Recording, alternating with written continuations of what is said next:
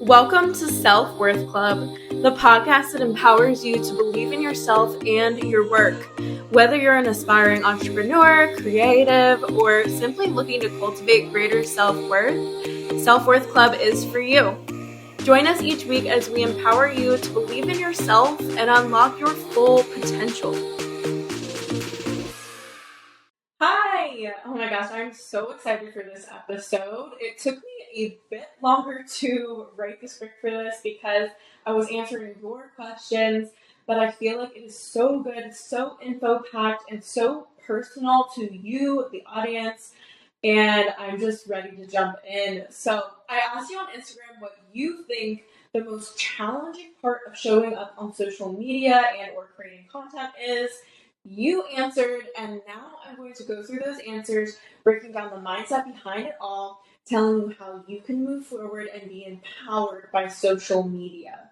If you do it right, it seriously is such an empowering place, such a beautiful tool for business and for impact, and I'm really excited to dive into this with you. So the first response that I got was showing up as myself, the real me.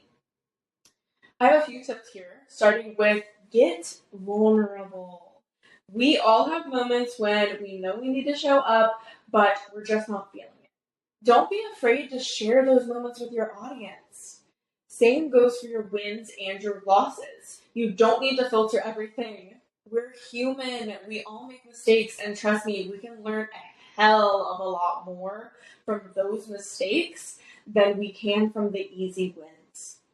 And if you're on social media in hopes of making a positive impact in the lives of others and not just for the clout, then you need to really think about what is going to benefit people the most and do more of that.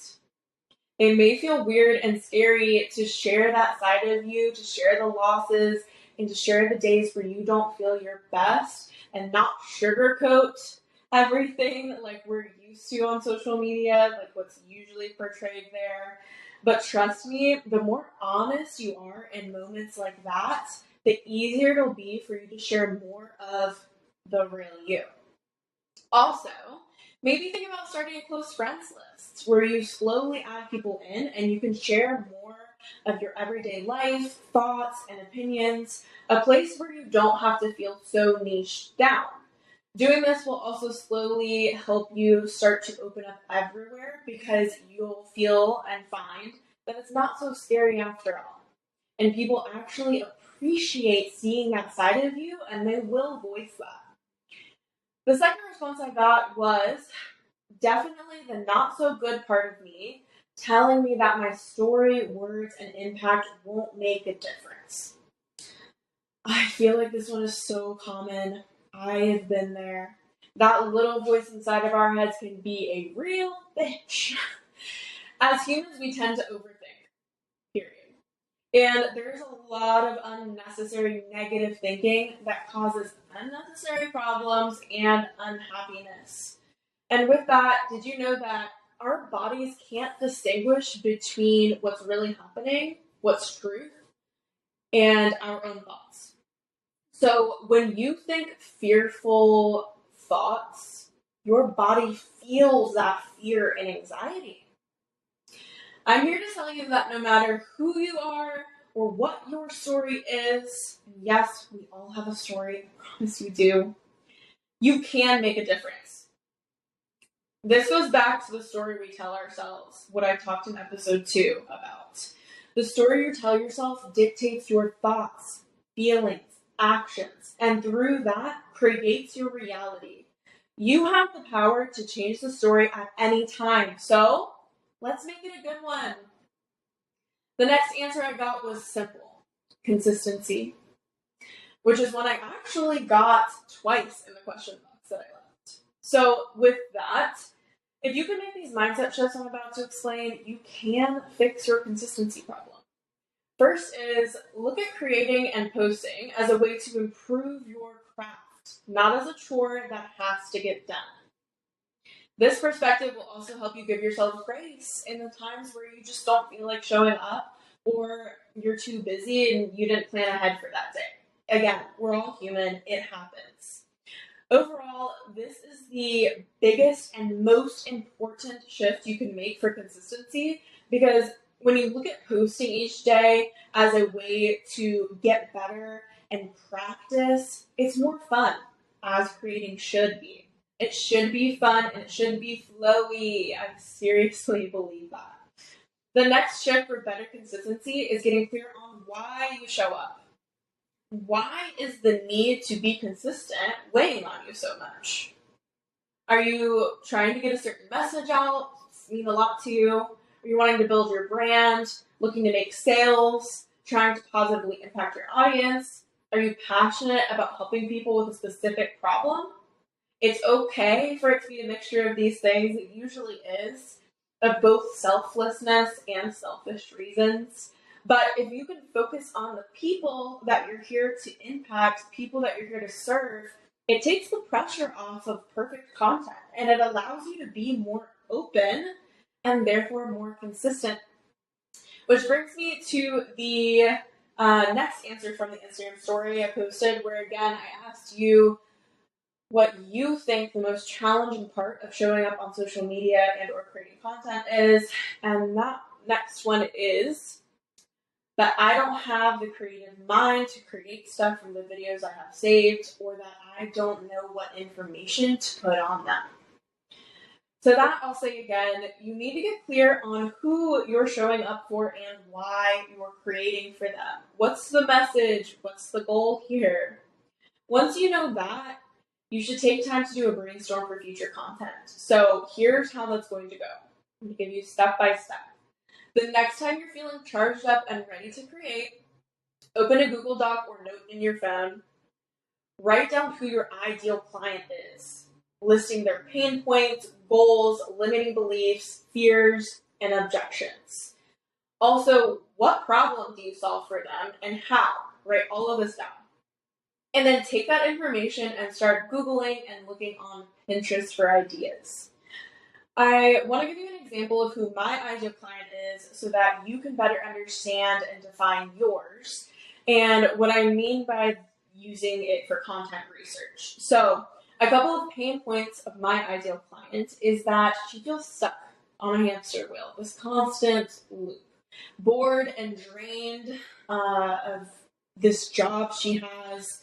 She really wants to just stop living for the days off and feeling so stuck. A goal of hers is to leave the draining job she has and go after what she really wants, to live an interesting life every single day, not just on the weekends, not just on those days off. A limiting belief of hers is that people won't take her seriously and that she's not worthy of living the successful life that she dreams of. It just feels so far out of reach.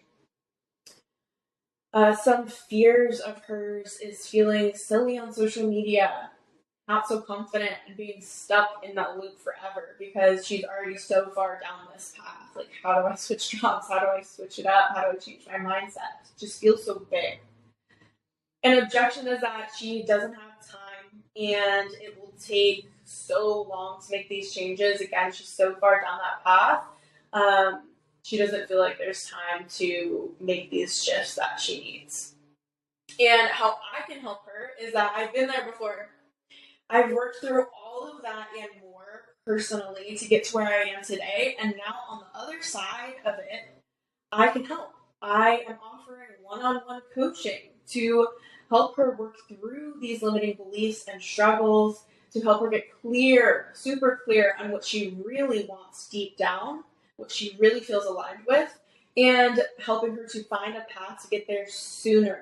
Because again, I've been through it, I can create that roadmap, and it doesn't have to be a guessing game. So that's what I can do. And now that I'm clear on who I'm creating for and how I can help, I have a bunch of ideas for content just from that. So here are a couple for ideas for you. Working off my ideal client example, I can tell the story of how I overcame leaving a job that I thought I would have forever to a completely different one where I have no experience. Or I can talk about how I gained the confidence that I have now to show up on social media authentically. And maybe you feel like you don't have that personal experience to speak from yet. That's okay. Here are some examples that I could take from my client info, my ideal client info that I brainstormed, and go to Pinterest and Google with for content. So this is what I mean when I said brainstorm, go to Pinterest and Google. You can search things like fear of failure, growth mindset exercises, living for the weekend, stuck in a negative cycle, quotes about worthiness and confidence, affirmations for self-confidence. These are all the things from my ideal client example. So just when you have yours, hopefully you can get some ideas here. You can also take a look at the books you've read, podcasts you've listened to, and any courses you've taken along your journey so far. These are so helpful for content. It all is helping you grow and get to that place that you're teaching from. Look for the lessons and things that stood out for you. Go back through your notes. Look for quotes that you love and relay that information to your audience in your own words. Same thing goes for anything you find on Pinterest or Google. The thing that is super important to understand here is that you and I could be giving the same lesson to someone, and they may only truly receive it, may only really click coming from you, in your words, with your personal experiences attached. And that's the beauty here. That's why it's so important for you to get the message out there too, not just me. That's why you will make an impact and why your voice does matter. So do your brainstorm, get clear on your message, and make a Google Doc of all of the exercises, quotes, lessons, and stories you can come up with. This is going to get your message super clear, keep it clear, and make content creation so much easier. The next answer was vulnerability and creating genuine content that people can relate to and feel inspired by. So I gave some tips on getting vulnerable at the beginning of this episode, and really everything I said so far for vulnerability will help you with that and the genuineness pieces of the puzzle. And for the next part of the answer, I think that understanding the point I made a second ago about same lesson, different voice plays a massive part in feeling like you're creating genuine content that inspires people. Also, work on speaking from experience. Start journaling if you don't already. This can help you find more authentic thoughts and lessons to look back on over time that could really serve your client very well.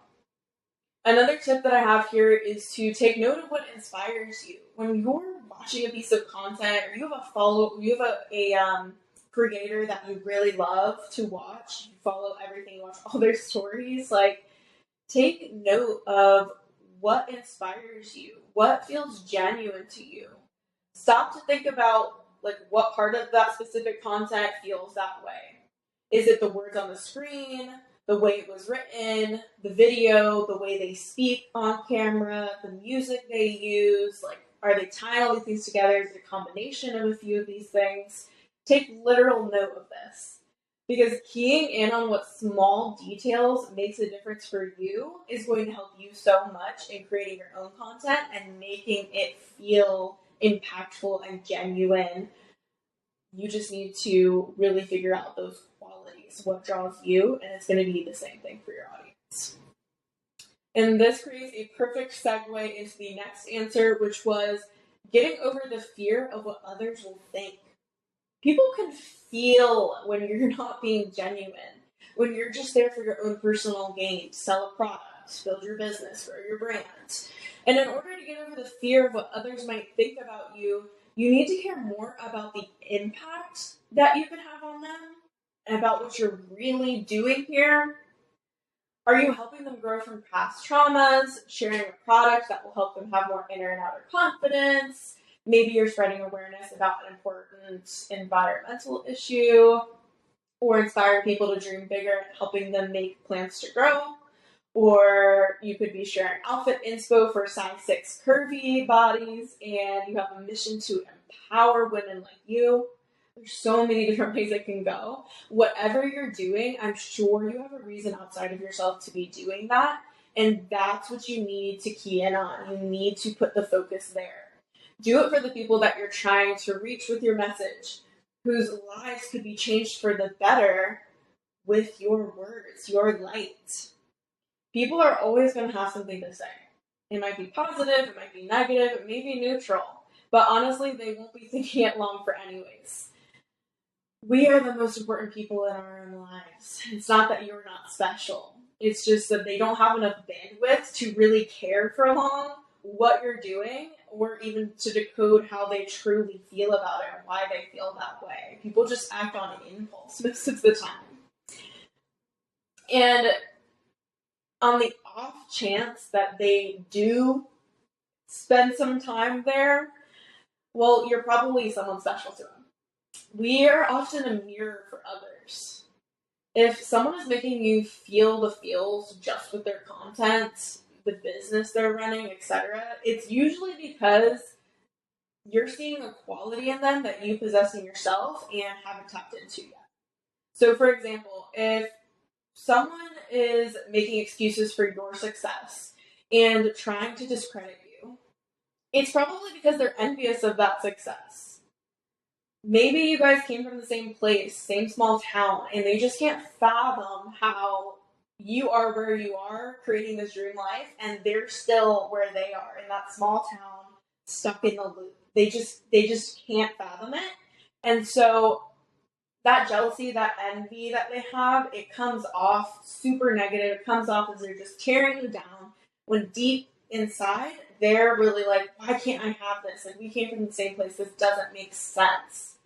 Or if someone has ever made fun of you for showing up loudly on social media, maybe it's because deep down they wish that they could show that level of confidence on social media too, that they see in you. Hopefully you get the point here. When people have something to say about you, it usually has everything to do with them and nothing at all to do with you. You can't let what others may or may not think about you, might or may not say online. You can't let it affect how you show up. Put your own personal fulfillment and mission above the opinions of others. Nothing matters more than living your best, most authentic life. And answer number 7, the last one I'm touching on today, finding the time. Doing some of the things that I mentioned earlier is huge for saving time and making the content creation process easier / more flowy. Those things that I mentioned were brainstorming content and creating that Google Doc, starting to journal about your thoughts and experiences, and getting clear on why you're showing up and for who, so it doesn't feel like a chore. You don't want to feel like you're having to carve out the time for this.